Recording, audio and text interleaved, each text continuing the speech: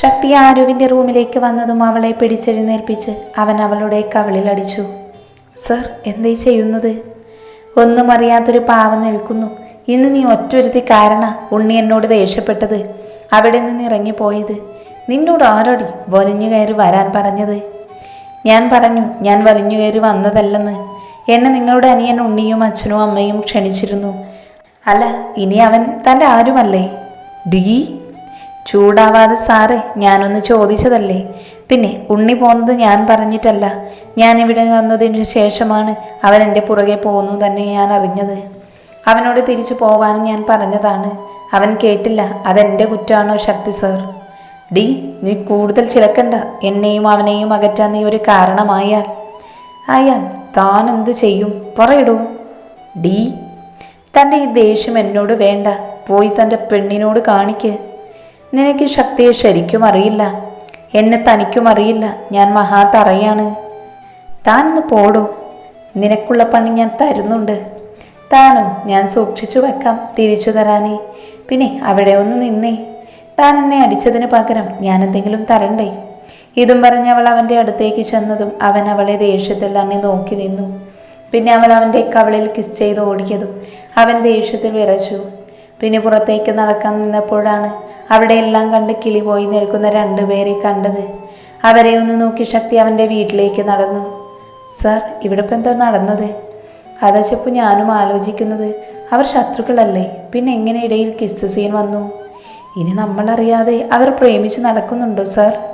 നമുക്ക് കണ്ടുപിടിക്കാം. ഇപ്പോൾ ആരുവിനെ കാണാം. ഡി ആരു, നിങ്ങളെപ്പോൾ വന്നു? മോൾ ശക്തിക്ക് കിസ് കൊടുക്കുന്ന സമയത്ത്. കറക്റ്റ് സമയത്താണല്ലോ വന്നത്. ഡി, സത്യം പറ, സാറും നീയും ഇഷ്ടത്തിലാണോ? അല്ല. അപ്പോൾ സാറിന് നിന്നെ ഇഷ്ടമാണോ? അല്ല. അപ്പോൾ മോൾക്ക് ഇഷ്ടമാണോ? ഇല്ല. ഇതും പറഞ്ഞ് ആരു ചിരിയോടെ നടന്നു പോയതും നീരവും ചെപ്പവും മുഖത്തോട് മുഖം നോക്കി. സർ, അവർക്ക് രണ്ടുപേർക്ക് ഇഷ്ടമല്ല. പിന്നെ ഇങ്ങനെ കിസ് ഇടയിൽ വന്നു? ഇവിടെ എൻ്റെ ഇഷ്ടം പോലും തുറന്നു പറഞ്ഞിട്ടില്ല. സാറ് സ്നേഹിക്കുന്നുണ്ടോ? ആരെയാ? എൻ്റെ കുഞ്ഞമ്മയുടെ മോളെ. ആണോ? നല്ല കുട്ടിയാണോ സർ? ഇവളെന്താ ഇങ്ങനെയൊക്കെ ചോദിക്കുന്നത്? ഇനി ഇവൾക്ക് എന്നോട് ഇഷ്ടമുണ്ടായില്ലേ? ഉണ്ടാവും. അത് അവൾ തന്നെ എന്നോട് പറയട്ടെ. അതിനെക്കുറിച്ച് പതിപ്പിച്ചു പറയാം. സാർ, എന്താലോചിച്ച് നിൽക്കുക? എൻ്റെ പെണ്ണിനെ അവളെ കാണാൻ തോന്നുക. ഡോ പൊട്ടൻ സാറേ, എനിക്കറിയാം താൻ സ്നേഹിക്കുന്നത് എന്നെയാണെന്ന്. അതുകൊണ്ട് തന്നെയും ഞാൻ അറിയാത്ത പോലെ നിൽക്കുന്നത്. ഏതുവരെ പോകുമെന്ന് എനിക്കറിയണം. തന്നെ കൊണ്ട് ഞാൻ പറയിപ്പിക്കും എന്നോടുള്ള ഇഷ്ടം. അല്ലാതെ എൻ്റെ വായിൽ നിന്ന് താൻ കേൾക്കില്ല സാറേ. ചെപ്പു മനസ്സിലോർത്തു. താനെന്താ ആലോചിച്ച് നിൽക്കുന്നത്? എൻ്റെ ചെക്കനെ ആലോചിച്ച് നിൽക്കുക. എന്ത് ചെയ്യാവോ എൻ്റെ കുട്ടൻ? കുട്ടനോ? ഏതു കുട്ടൻ? അതൊക്കെയുണ്ട്. ഇതും പറഞ്ഞവൾ ചിരിച്ചു പോയതും നീരവ് ഡാഷ് പോയ അണ്ണാനെ പോലെ നിന്നു. എൻ്റെ ഈശ്വര, പെണ്ണിന് വേറെ ഇഷ്ടമുണ്ടോ? എന്നാൽ ഞാൻ അവളെ കൊല്ലും. പക്ഷെ ആരായിരിക്കും കുട്ടൻ? കണ്ടുപിടിക്കണം. ഇനി കുട്ടനെ കണ്ടുപിടിക്കലാണ് എൻ്റെ പണി. ഈ സമയം ആരുവിന് ശക്തിയുടെ അമ്മ വിളിച്ചതും അവൾ മനസ്സില്ലാ മനസ്സോടെ അങ്ങോട്ട് നടന്നു. ശക്തി അവളെ കണ്ടെങ്കിലും രണ്ടുപേരും മൈൻഡ് ചെയ്യാതെ നിന്നു. പെട്ടെന്ന് ആരു ശക്തിയെ ഇടിച്ചതും അവൻ ആരുവിനെ കൊണ്ട് നിലത്തേക്ക് വീണു. ഈ സമയം കറക്റ്റായി നീരവും ചെപ്പും അവർക്ക് മുൻപിൽ പ്രത്യക്ഷപ്പെട്ടു. അതുകൊണ്ട് തന്നെ രണ്ടുപേരുടെയും തലയിലെ ബാക്കി കിളികളും കൂടും കുടുക്കയും എടുത്ത് പറന്നു പോയിരുന്നു ആ നിമിഷം. സർ, നമ്മളിവരെ ഒരുമിച്ച് കാണുമ്പോൾ എല്ലാം ഓരോ സീനുകളാണല്ലോ. നേരത്തെ കിസ്സടി, ഇപ്പോൾ കെട്ടിപ്പിടിച്ച് നിലത്ത് കിടക്കുന്നു. അവൻ്റെയൊക്കെ ഒരു യോഗം. എന്തോന്നാ പറഞ്ഞത്? ഏയ്, ഒന്നുമില്ല. എൻ്റെ കുട്ടേട്ടനെ കാണാൻ തോന്നുക. അവളുടെ ഒരു കുട്ടേട്ടൻ കയ്യിൽ കിട്ടിയാൽ ഞാൻ തല്ലിക്കൊല്ലും അവനെ. സാറെന്താ ആലോചിച്ച് നിൽക്കുക? അവരെ പിടിച്ചെഴുന്നേൽപ്പിക്കുക. അവർ കുറച്ചു നേരം കണ്ണും നോക്കി കിടക്കട്ടെ. നിനക്കെന്താ? എനിക്കൊന്നുമില്ല. പക്ഷെ അങ്ങോട്ട് നോക്ക്, ശക്തി സാറിൻ്റെ അച്ഛനും അമ്മയും വരുന്നു. അത് കണ്ടിട്ടാണോ കുന്തം വിഴുങ്ങിയതുപോലെ നിൽക്കുന്നത്? അവരെ എഴുന്നേൽപ്പിക്കാൻ നോക്ക്. അതേ, രണ്ടുപേരെയും എഴുന്നേൽക്കാൻ നോക്ക്. മതി കിടന്നത്. എഴുന്നേറ്റ് മാറടി. താൻ തൻ്റെ കൈ മാറ്റ്. ഛേ, അതെ, രണ്ടുപേരും വഴക്കിടാൻ വരട്ടെ. എന്താ, മുൻപ് നിങ്ങൾക്ക് എഴുന്നേറ്റ് മാറാൻ തോന്നിയില്ലേ? മുമ്പോ? അതെ, നിങ്ങൾ കണ്ണും നോക്കി കിടക്കാൻ തുടങ്ങിയിട്ട് ഏകദേശം 15 മിനിറ്റായി. എന്നിട്ട് ഞങ്ങൾ വിളിച്ചപ്പോൾ രണ്ടുപേരും കോഴികളെ പോലെ തല്ലിടാൻ നോക്കുന്നു. ശക്തി നീരവിനെ തുറിച്ചു നോക്കി റൂമിലേക്ക് നടന്നു. ആരും ആ സമയം കൊണ്ട് അവിടെ നിന്നും വീട്ടിലേക്ക് മുങ്ങി. സർ, അവർ രണ്ടുപേരും പ്രേമിക്കുന്നുണ്ടോ? അതിലെനിക്കൊരു സംശയമില്ല. പക്ഷേ ശക്തി സാറിൻ്റെ എൻഗേജ്മെൻ്റ് ഇന്ന് കഴിഞ്ഞില്ലേ, പിന്നെ എങ്ങനെ സാർ ആരുവിനെ പ്രണയിക്കും? അതെനിക്കും അറിയില്ല. പിന്നെ എന്തറിയാം? പലതും അറിയാം, അത് വഴി പോലെ പറഞ്ഞു തരാം. നീരവ് മീശ പിടിച്ച് ശക്തിയുടെ അടുത്തേക്ക് നടന്നതും ചെപ്പു അവനെ പുച്ഛിച്ച് ആരുവിൻ്റെ അടുത്തേക്ക് പോയി. ആരു, എന്താ? ഞാനെന്താ കുറച്ചു മുൻപ് കണ്ടത്? അതെന്നോടാണ് ചോദിക്കുന്നത്. നീയല്ലേ കണ്ടത്? അത് ശരിയാണല്ലോ, ഞാൻ പൊട്ടി. എന്നെ ആക്കുകയാണോ നീ? ഞാൻ ചോദിച്ചതേ നീയും ശക്തി സാറിൻ്റെയും കിടപ്പാണ്. അത് വീണപ്പോൾ അറിയാതെ. അതെനിക്ക് മനസ്സിലായി, അറിയാതെ തന്നെയാണ്. ലൈവായി കണ്ട എന്നോട് തന്നെ പറയണം നീ. അല്ല, നിൻ്റെ ഫോൺ വിളി ഇപ്പോഴും ഉണ്ടോ?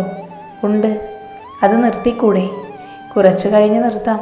അയാളെ ഒന്ന് ചെറുതായിട്ട് വട്ട് കറക്കട്ടെ. അല്ല, നീ എന്താ ഇങ്ങോട്ട് നേരത്തെ പോകുന്നത്? അപ്പോൾ ഇവൾ അറിഞ്ഞിട്ടില്ലേ? ആരു, ഞാൻ ചോദിച്ചത് നീ കേട്ടില്ലേ? അത് തലവേദനിച്ചപ്പോൾ. ഉണ്ണിയാണോ നിൻ്റെ കൂടെ പോകുന്നത്? അവനെയും കണ്ടില്ല. ആ അതെ. അല്ല, വിധു എവിടെ? അവൻ അവിടെ നിന്ന് നേരെ പോയി. നീ ഇപ്പോൾ പോകുന്നുണ്ടോ? അങ്ങോട്ട് മാറി കിടക്കടി, ഒരു ഉറക്കം കഴിഞ്ഞ് പോകാം. ഇതും പറഞ്ഞ് ചെപ്പ് കിടന്നു. ആരു അവളെ കെട്ടിപ്പിടിച്ച് കിടന്നു. ഈ സമയം ശക്തിയുടെ റൂമിലെത്തിയ നീരവ് റൂമിൻ്റെ ഭംഗി കണ്ട് ഞെട്ടി. ശക്തി, എന്താടാ റൂം ഇങ്ങനെ? നീരവ്, നീ പോ, നമുക്ക് പിന്നെ സംസാരിക്കാം. ഓക്കെ, ഞാൻ പോവാം. നീരവ് പോയതും ശക്തിയുടെ കണ്ണുകൾ നിറഞ്ഞു. ഒപ്പം അവൻ്റെ കണ്ണിൽ പകയെ ആളിക്കത്തി. ആരു, എന്താടി? എഴുന്നേൽക്ക്, കാര്യം പറ. എനിക്ക് നീരവ് സാറിനെ ഇഷ്ടമാണ്.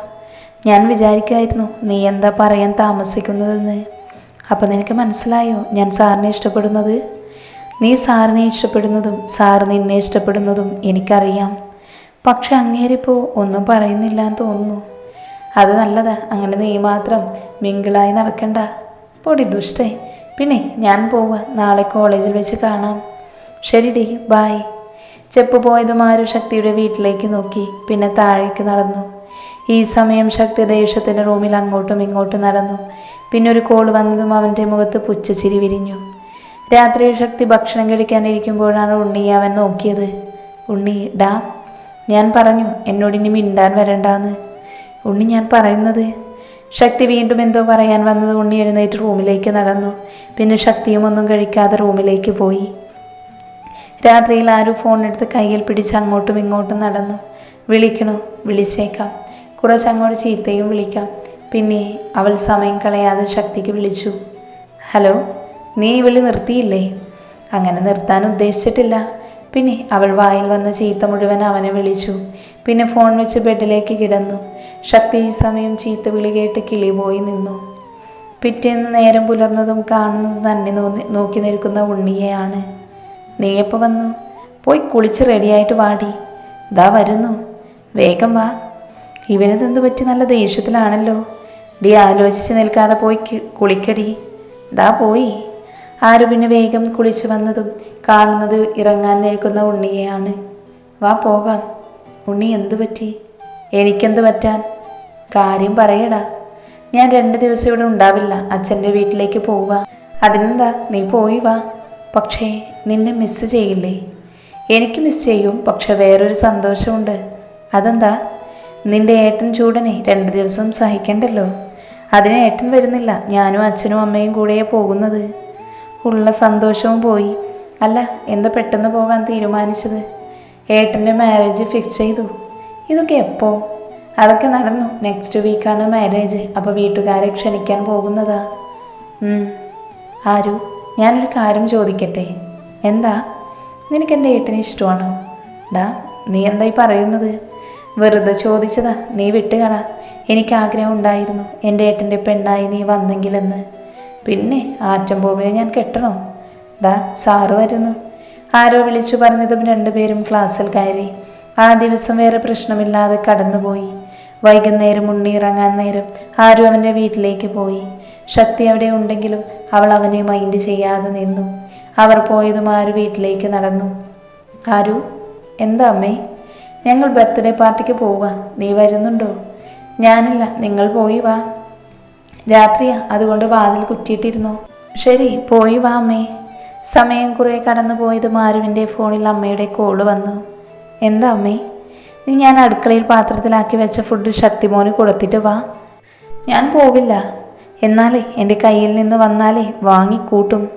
ഇതും പറഞ്ഞ അമ്മ ഫോൺ വെച്ചതും ആരു ദേഷ്യത്തിൽ ഫുഡും എടുത്ത് ശക്തിയുടെ വീട്ടിലേക്ക് നടന്നു. വാതിൽ തുറന്നു കിടക്കുന്നത് കണ്ടതും അവൾ അകത്ത് കയറി ഫുഡ് വെച്ചിറങ്ങാൻ നേരം ആരുടെയോ കരച്ചിൽ അവൾ കേട്ടത്. പിന്നെ അവൾ സമയം കളയാതെ ശക്തിയുടെ റൂം തുറന്ന് ഉള്ളിലേക്ക് കയറി. അവിടെ കണ്ട കാഴ്ച കണ്ട് ആരു ഞെട്ടി നിന്നിരുന്നു. ഈ സമയം ശക്തി ആരുവിനെ കണ്ടതും അവളെ ദേഷ്യത്തിൽ നോക്കി. നീ എന്താ ഇവിടെ? സാറാരാ? ഇയാൾ എന്തിനാ ഇയാളെ കൊല്ലാൻ നോക്കുന്നത്? അത് നീ അന്വേഷിക്കേണ്ട കാര്യമില്ല, പോവാൻ നോക്ക്. സാറിനെ തല്ലി അയാൾ ചാവും. ഇവൻ ചത്ത നിനക്കെന്താടി? നിന്റെ ആരും അല്ലല്ലോ. എൻ്റെ ആരും അല്ലെങ്കിൽ കൂടെ ഒരാൾ അടി കൊള്ളുന്നത് കാണാൻ എനിക്ക് വയ്യ. പെട്ടെന്ന് അടി കൊണ്ട് കിടക്കുന്ന ആൾ ചാടി എഴുന്നേറ്റതും ശക്തിയെ തള്ളി മാറ്റി ആരുവിൻ്റെ അടുത്തേക്ക് വന്നു. ചേട്ടാ, ഓടി വേഗം രക്ഷപ്പെട്ടോ, ഇയാളൊരു മനസ്സാക്ഷിയും ഇല്ലാത്തവനാ. അയാളൊന്ന് പുച്ഛിച്ച് ചിരിച്ച് കത്തി അവളുടെ കഴുത്തിലേക്ക് വെച്ചതും അവൾ പേടിച്ചു വിറച്ചു നിന്നു. ചേട്ടാ, എന്തു പണിയെ കാണിക്കുന്നത്? ഞാൻ ശത്രുവല്ല, മിത്രമാണ്. അതുകൊണ്ട് കത്തിയെടുക്ക് ചേട്ടാ, അല്ലെങ്കിൽ അബദ്ധവശാൽ കത്തി കുത്തിക്കയറിയാലേ എൻ്റെ കാര്യം പോക്കാ. നിർത്തടി അവളുടെ ഒരു കോപ്പിലെ സംസാരം. എന്താ ശക്തി, ഇപ്പം നിനക്ക് എന്നെ അടിക്കണ്ടേ? അവളെ വിട്. ഇവളല്ലേ ഇപ്പോൾ എൻ്റെ ആയുധം, അപ്പം ഞാൻ വിട്ട് കളയോ? എൻ്റെ പൊന്ന് ചേട്ടാ, എന്നെ വിട്ടേക്ക്, എന്നിട്ട് നിങ്ങൾ തമ്മിലായിക്കോ അടി. നിന്നോട് ഞാൻ മിണ്ടാതിരിക്കാൻ പറഞ്ഞു, അല്ലെങ്കിൽ കൊന്നു കളയും ഞാൻ നിന്നെ. ഡാ ശക്തി, ഇവളെ നിനക്ക് ജീവനോട് വേണമെങ്കിൽ ആ ഫയൽ ഇങ്ങോട്ട് തന്നേക്ക്. ഇവളെ വെച്ച് എന്നോട് കളിക്കാൻ നോക്കണ്ട. ഇവൾ ചത്താലും ജീവിച്ചാലും എനിക്കൊരു ചുക്കുമില്ല.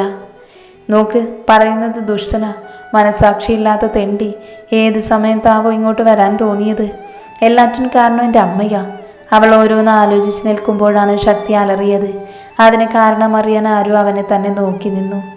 എന്താടാ പൊള്ളിയോ അനിയത്തിയെക്കുറിച്ച് പറഞ്ഞപ്പോൾ? അതേടാ, ഞാനൊക്കെ കൂടെ അനുഭവിച്ച് അവളെ ഈ ലോകത്തിൽ നിന്ന് ഇല്ലാതാക്കിയത്. അവളെ ഇല്ലാതാക്കിയാൽ നീ ഞങ്ങളുടെ വരുതിക്ക് വരുമെന്ന് കരുതി, പക്ഷെ അതുണ്ടായില്ല. പെട്ടെന്ന് ശക്തി അവനെ ചവിട്ടി വീഴ്ത്തിയതും ആരു കത്തി കഴുത്തിൽ കൊള്ളാതെ രക്ഷപ്പെട്ടു. പെട്ടെന്ന് ശക്തി അവളെ ഒരു റൂമിലേക്ക് തള്ളിയിട്ടതും വാതിൽ കുറ്റിയിട്ടു. ശക്തി സാർ, വാതിൽ തുറക്ക്. എൻ്റെ ഈശ്വര, എന്താവോ അവിടെ നടക്കുന്നത്? ആരുടെ അനിയത്തിയുടെ കാര്യമായിരിക്കും അവർ പറഞ്ഞിട്ടുണ്ടാകുക? ശക്തി സാറിന് അനിയത്തിയില്ല, ഇനി കസിൻ സിസ്റ്ററിൻ്റെ കാര്യമായിരിക്കോ? എൻ്റെ ഈശ്വര, ഇനി അയാൾ സാർ കൊല്ലൂ എന്ന് ഞാനും കൂടെ പെടും. ദൃക്സാക്ഷി ഞാനാണല്ലോ. പെട്ടെന്ന് വാതിൽ തുറന്നതും അവൾ ശക്തിയെ പിന്നെ റൂം മൊത്തം നോക്കി. സർ, അയാളോ? നീ ആരുടെ കാര്യമാണ് പറയുന്നത്? നേരത്തെ സാറടിച്ച ആള്. ഞാനോ? ആ, നിങ്ങൾ തന്നെ. ഇവിടെ ഒന്നും സംഭവിച്ചിട്ടില്ല, അതുകൊണ്ട് പോവാൻ നോക്ക്. എന്നങ്ങനെ പറഞ്ഞു വിടാൻ നോക്കണ്ട, സത്യം എനിക്കറിയണം. അല്ലാതെ നീ പോവില്ല? ഇല്ല. പെട്ടെന്ന് അവൻ താഴേക്ക് നടന്നതും ആരു അവൻ്റെ പുറകെ പോയി. അവൻ ആരു കൊണ്ടുവന്ന ഫുഡ് തുറന്നു നോക്കി അതെടുത്ത് കഴിച്ചു. അതെ, പറഞ്ഞില്ല. എന്ത്? ഇവിടെ നടന്നത്? ഞാൻ നിന്നോട് പറഞ്ഞു ഇവിടെ ഒന്നും നടന്നില്ലെന്ന്. പിന്നെ ഞാൻ ചിലതൊക്കെ കണ്ടത് ചൂടാ. ഡീ, സത്യം പറഞ്ഞാൽ ഞാൻ വേഗം പോകും. ഒന്ന് പോടി. അപ്പോൾ പറയാൻ സൗകര്യമില്ല അല്ലേ? ശരിയാക്കി തരാം, താൻ നോക്കിക്കോ. ഞാൻ പോലീസിനെ വിളിച്ചറിയിക്കാൻ പോവുക. ശക്തി അവളെ പുച്ഛച്ചിരിയോടെ നോക്കി പുറത്തുള്ള ഡോർ ലോക്ക് ചെയ്തു. ഡോ, താൻ എന്തേ ചെയ്യുന്നത്? ശക്തി അവളെ ശ്രദ്ധിക്കാതെ പോകുന്നത് കണ്ടതും അവൾ അവനെ പുറകെ നടന്നു. അവൻ റൂമിലെത്തിയതും ബെഡിലടുത്ത് വന്ന് നിന്നതും ആരും അവൻ്റെ മുൻപിൽ കയറി നിന്നു. എന്താ തൻ്റെ ഉദ്ദേശം? അവൾ അവൻ്റെ മുഖത്ത് നോക്കി ചോദിച്ചതും അവൻ കൈകെട്ടി നിന്ന് അവളെ നോക്കി. പിന്നെ അവൻ റൂമിൻ്റെ ഡോറ് ലോക്കാക്കി ചാവി അവൾക്ക് എത്താൻ പറ്റാത്ത ഉയരത്തിൽ വെച്ച് അവളുടെ അടുത്തേക്ക് ഷർട്ടിൻ്റെ ബട്ടൺ സൂര്യ നടന്നു. ആരും ഈ സമയവും നീരിറക്കി ബാക്കിലേക്ക് നടന്നു.